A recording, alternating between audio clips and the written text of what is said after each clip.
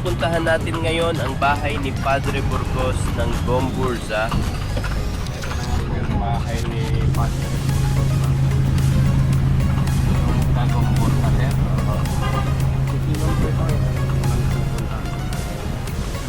Tapos yung isa doon. Unahin po ito. Labas nito yung isa pa doon. Doon lang ako mag-iintay sa baba.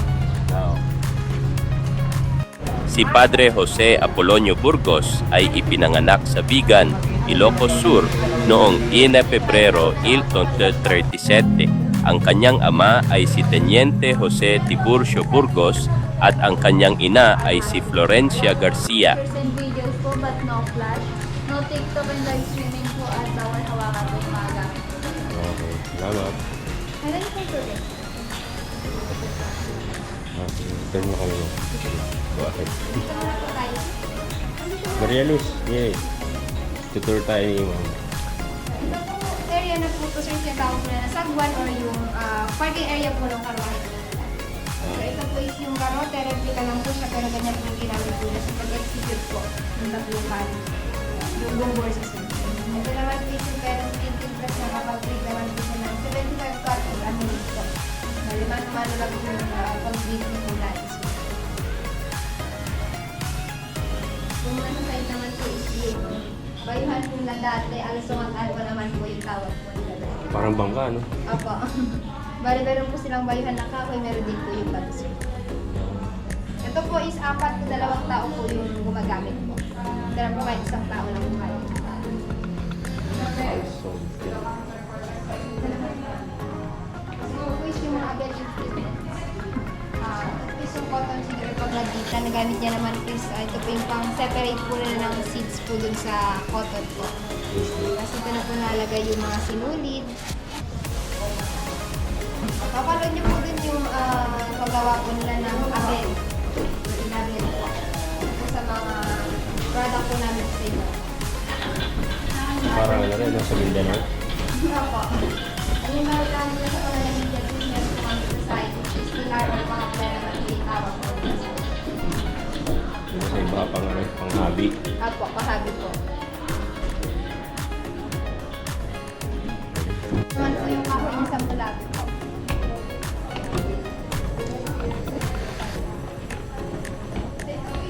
Sala po ng bahay, dito naman po yung waiting area po ng mga bisita po natin. Kailangan po kasi na ng permission po na may-ari ng bahay bago po nakapasok. So po yung lagayan po na ng mga bastol po natin. Bastol at bastonera at saka yung mga sombrero po. Ito po is donation sa Rockstreet sa museum, hindi po siya yung original po na gamit po. So po, ito po is yung guest room po. Meron po sila dalawang klase ng bigaan. Yung mas malaki po is yung panlalaki, yung pangbabae naman po yung mas maliit. Ito po nasa likod natin is yung almaryo. Ilagay po ng gamit po or mga unan po sa dati. Ito naman po is yung orinola po nila. Meron po siya upuan po. Silas. Opo. Meron din po silang mga baul po dati, lagay po ng damit. And yun nandun naman po sir, kung nasa taas na to is yung plancha po natin.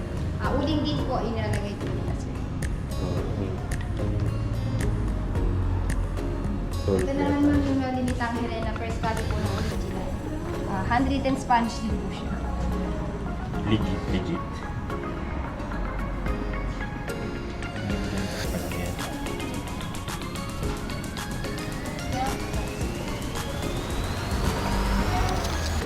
So ito po is yung main sala po ng bahay. Kasi dito meron po silang mga music instrument kasi yung libangan po na dahil po sa sayaw. And itong area na din po is nagiging tulugan din po ng mga members po ng family na hindi na po kasal. Bali yung kasal lang po yung may kanya-kanyang kwarto po dahil. Anong tawag dyan, te? Ito po is yung piano sir, nasira lang po siya nung linggo po, noong 2020. Wala na yung ano niya. At ito pong bahay sir, meron po siyang dalawang klase po ng bintana. Yung bintana, gawa po sa copy shell. And ito naman po is yung ventanilla, na-open po siya. Ito na po yung source po nila ng hangin po dati sir. Opo, and dito na din po nanonood yung mga bata pag meron pong parade or position po sa So ito pong master's bedroom is yung naging kwarto po ng parents ko nila. Kasi tayo po dun siya yung piniplato po ng pare yung buong bulsa po. Yung nakaupo po siya po si Padre Burgos. Meron din po sila dito orinola, hugasan po ng mukha, saka yung Miller po, parang nagdasal po sila dun. High-tech na rin ngayon dito. No? Centralized aircon tsaka CCTV. Meron po. Meron pa silang party. So, bali ito po palang bahay sir is 237 days.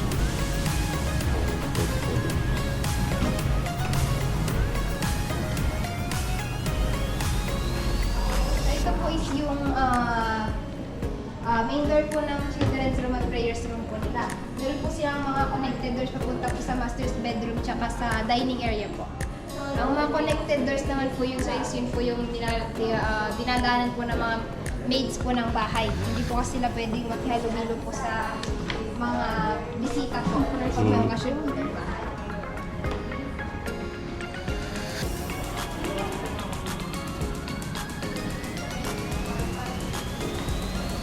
Ito po isang old telecom nila ba? May girlfriend siya, no? Para sa Burgos. Wala naman po. Wala din po siya. Wala nga.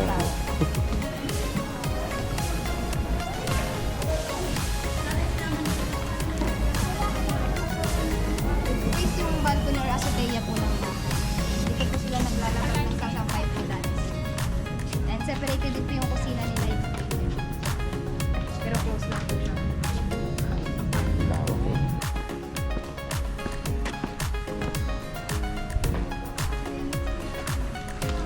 Ito po yung balon po nila dati. So dito lang po sila nag-video po dati. Bali meron po silang lubid po sa taas. Nila na lang po nila para hindi na po sila akyat baba po. Oo. Pero hindi naman na po siyang gusto nila. Sabi naman po na dati sa pag meron daw po kayong balon po sa bahay niyo, mas mayaman po. And pag malapit daw po yung bahay niyo sa bahay. Mayaman talaga siya. Lawak nito eh.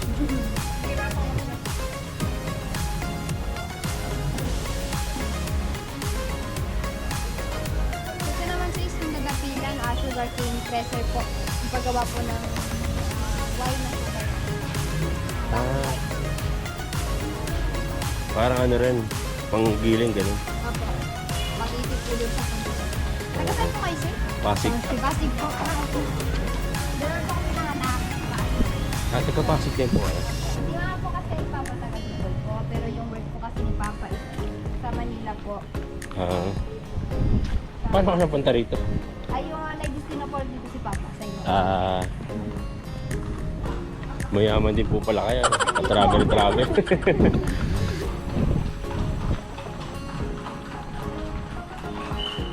Ano yung isang pupuntahan pa? Kung out to Bicol Way. Provincial. Dito naman po sir, makikita niyo po yung mga gamit po ni President Elpidio Serino po, saka yung mga pinang-trade po nila sa Basi Wine. Ah.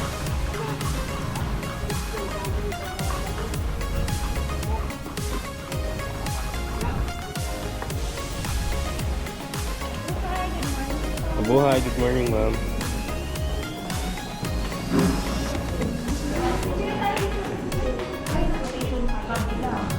Magandang umaga po. Balik na tayo sa amin ng building, sir. Opo. Opo. Well, stop.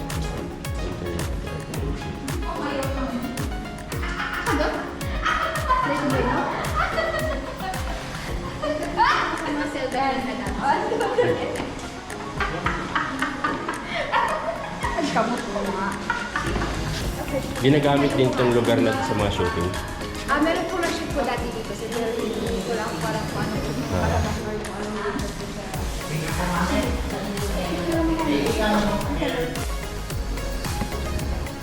Ano yung mga ano rin yun? Balon? Ako ba rin? Makikita niyo po sir, kasi yung mga bakal po talaga yung natin. Nakakapal po talaga sa... Solid na. Ultimo kahoy, solid na kahoy.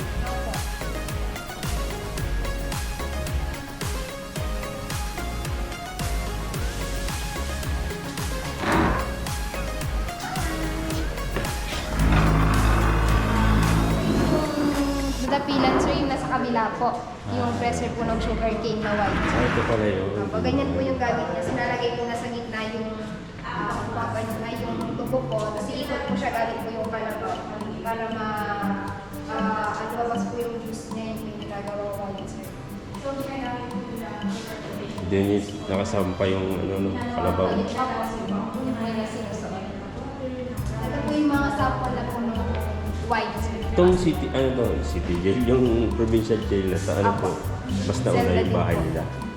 Pa? Yung bahay nilang naunang nabuo ko, ito. Parehas lang po sa 220 plus na din po. Oh, Ajay po. So, kapit ito- bahay lang nila talaga yung kulungan. So, mapapansin niyo po sir, darker to lighter po kasi yung mas dark po, yun po yung mas strong po. And yung light po is yung sweet up. Basta lakay po yung tawag niya. Lakay mo is yung matandang lalaki. Oo. Balasang po is dalaga. Tapos ito, Ingredients din naman po yan sa paggawa ng base white.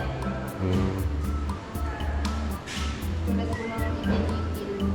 And dito din po, itong mga news po na to is ingredients din po sa paggawa ng base white. Tulad po ng ipil nga po, tsaka yung tobacco po. And unas sir, yun na po yung tumbok. Unas po kasi sa Ilocano. unas.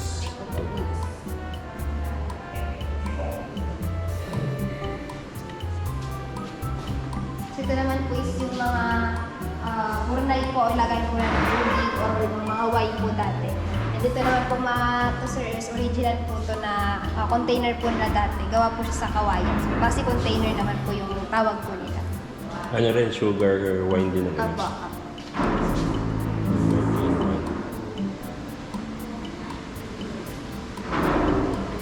Iba pa yung sa yung tuba ba yung tuba? Apo, iba din po yun sir.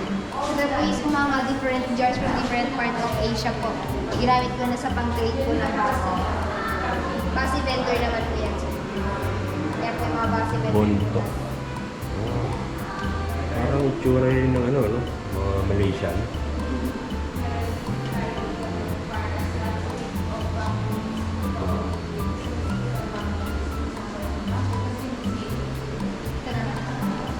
Ito yung mga kasuotan po na dati, yung mga jewelries po nila. Kagaya po nitong pintas po nila, yung pendant po is religious po siya, sir. Religious. Oh. Kuha sa mga kuko o balat na ano. Gawa po yung iba kasi sa gold, pearls, and shell. Beads. Tara po yung mga pink po nila dati, hair ornaments, jewelry box. Eh, baston. Apo.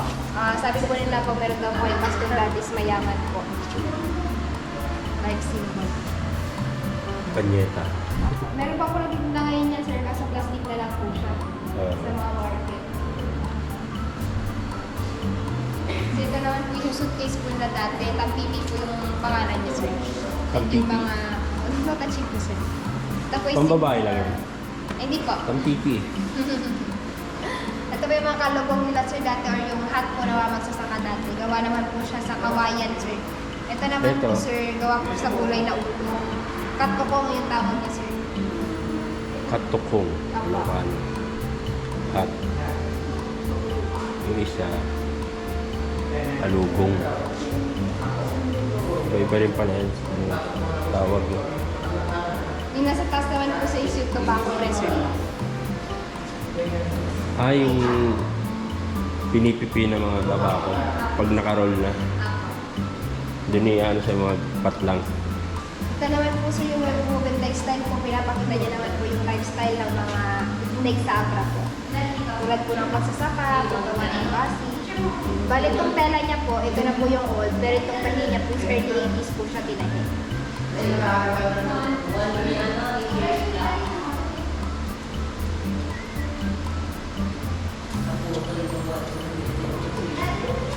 Ang tawag dyan, itnig. Woven textile, cotton and dye.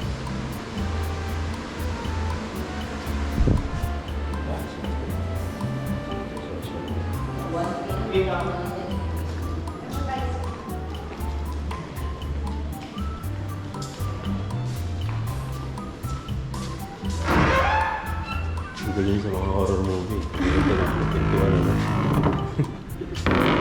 Dito mo sa taas, sir. Sa taas naman po, sir, is yung mga gamit po ni President Elpidio Quirino po. Yung 6th President naman po. Bali dito po kasi naging warden po yung father niya and nagkataon lang po na bumisita po yung mama po ni President. Kaya dito po siya inabutan po ng panganak niya po. Isinilang si Elpidio Rivera Quirino sa Vigan, Ilocos Sur noong Nobyembre 16, 1890. Ang kaniyang mga magulang ay sina Mariano Quirino at Gregoria Rivera. Nagtapos siya ng abogasya sa Universidad ng Pilipinas, University of the Philippines, noong 1915.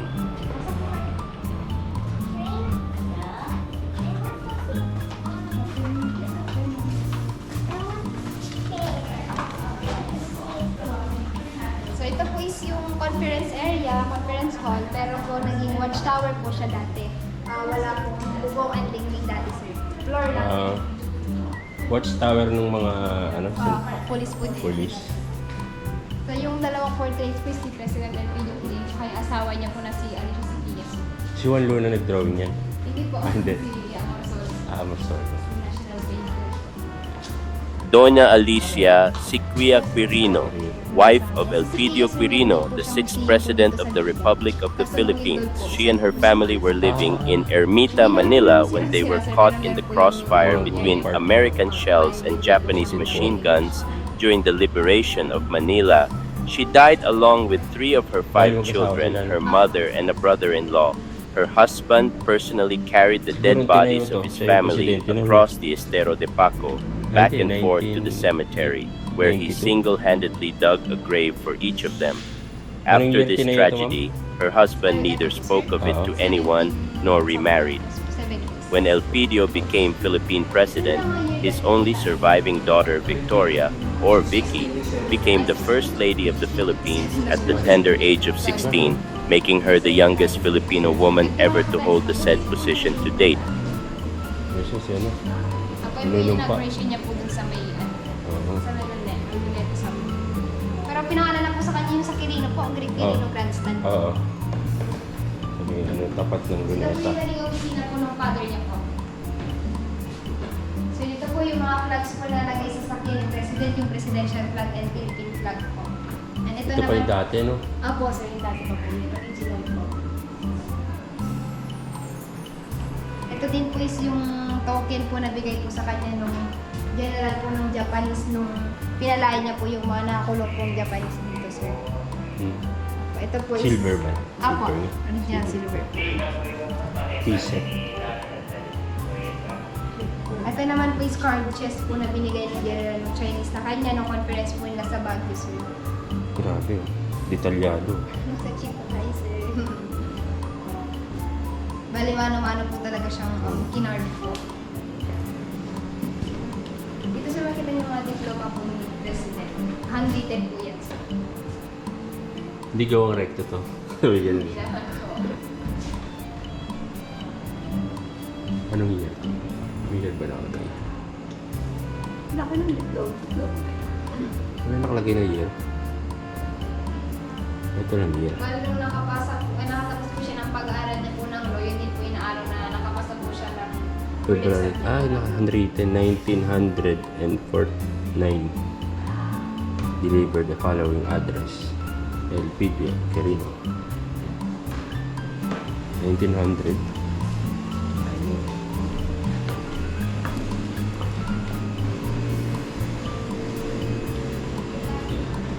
Ito yung mga gamit po ni President. Yan po is mga original po na gamit ni President. Makapansin niyo po is may lang po yung file ni President tsaka may takong po yung mga sapatos niya kasi 5 flat lang daw po siya dati. Parang dagdag height niya na lang din daw po yung takong. And kung ito sir, mapansin niyo po sa ibang videos and pictures niya po, ito po yung mostly na ginagamit niya po na sombrero.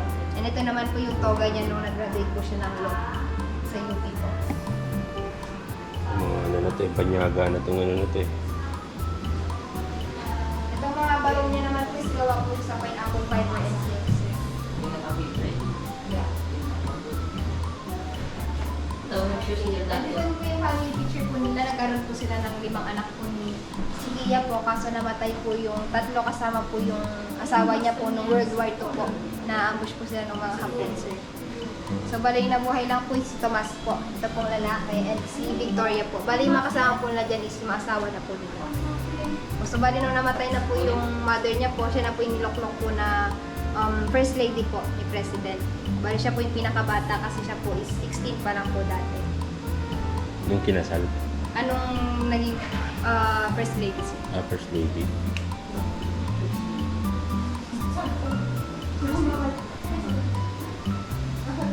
Speech given by President Ferdinand E. Marcos on the death anniversary of the Republic of Korea. Namatay siya noong 1966. Dito ba sila? At from CLPD po is yung father niya po is from Kawayan, Ilocos po. Ito yung mother niya po from Dawit naman.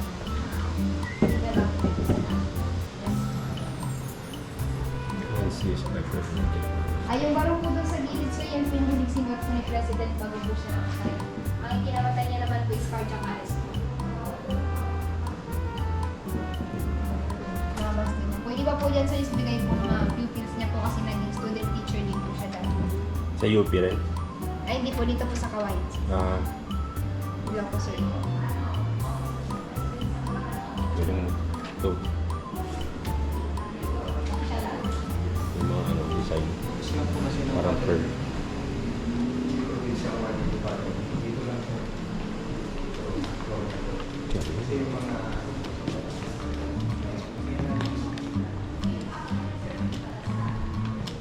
So yung last gallery naman po yung mga simbahan naman po yun dito sa Ilocos Sur and Ilocos Norte. Yung makita niyo po yung mga original na blueprints po ng mga simbahan. Ito po yung mga original blueprints po ng mga simbahan po dito sa Ilocos Sur and Ilocos Norte. Tulad po itong Pawen Church sa Ilocos Norte naman po yan sir. Nakapasya na po kayo. Oo, kanina. Kanina lang po galing po kayo sir. Galing kami doon. Yan po yung original na blueprint niya sir.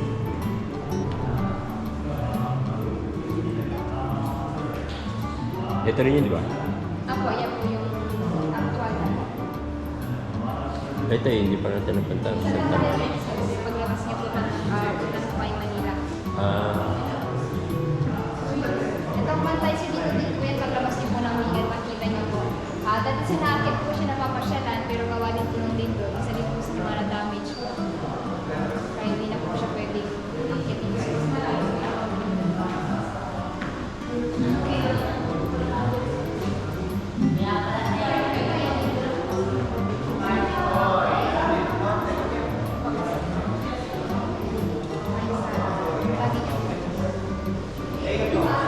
Saan lugar to?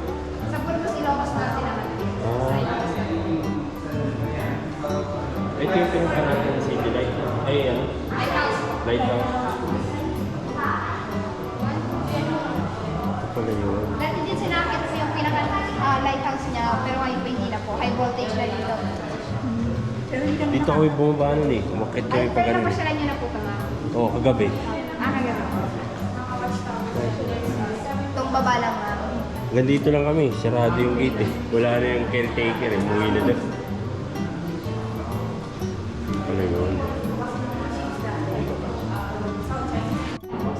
Tulad po nito sa may bantay, watchtower po ganyan po yung mga bricks niya. Kung napapansin niyo po doon sa may jail po, ganito din po yung mga bricks niya sir. Sa may selda po kanina. Tawag yan. At surface building. Sandstone.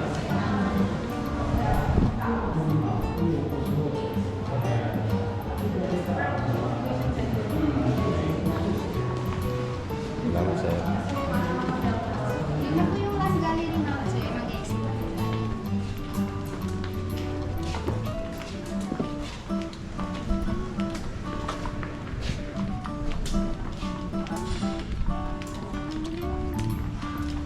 Maraming salamat ate. Kami ay na-educate ngayong araw.